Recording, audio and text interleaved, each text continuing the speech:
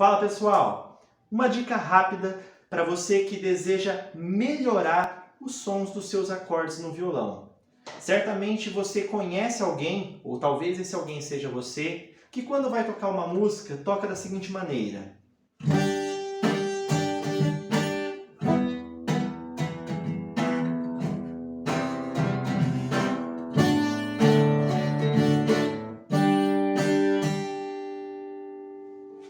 Veja bem, os acordes estão posicionados corretamente.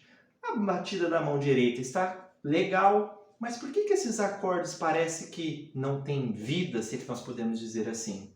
É nesse momento que eu quero apresentar para vocês um macete que eu uso com os meus alunos, que eu chamo de raio-x, que nada mais é do que você conferir cada nota do seu acorde para saber como ela está soando. E a partir desse diagnóstico, você vai reposicionando melhor os seus dedos até você obter um som mais apropriado. Vamos ver na prática como funciona isso. Eu vou pegar o meu acorde G Sol maior aqui e eu vou bater nota por nota, corda por corda, para saber como que esse acorde está soando. Ó.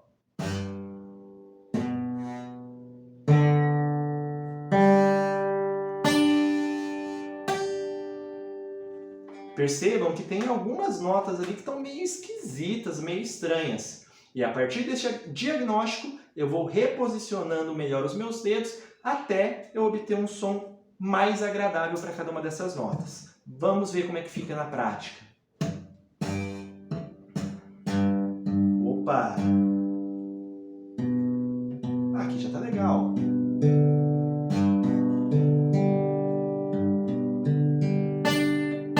Dá para ser melhor.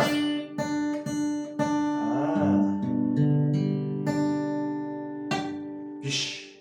Vamos ver reposicionando o dedo.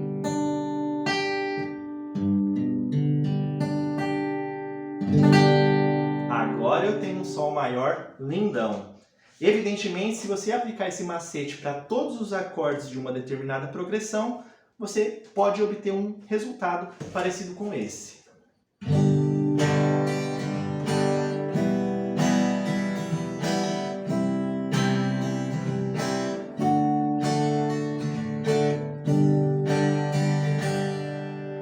Espero que essa dica tenha valido a pena para você e se valeu a pena, compartilhe esse vídeo para que mais pessoas conheçam esse macete do raio-x. Beleza?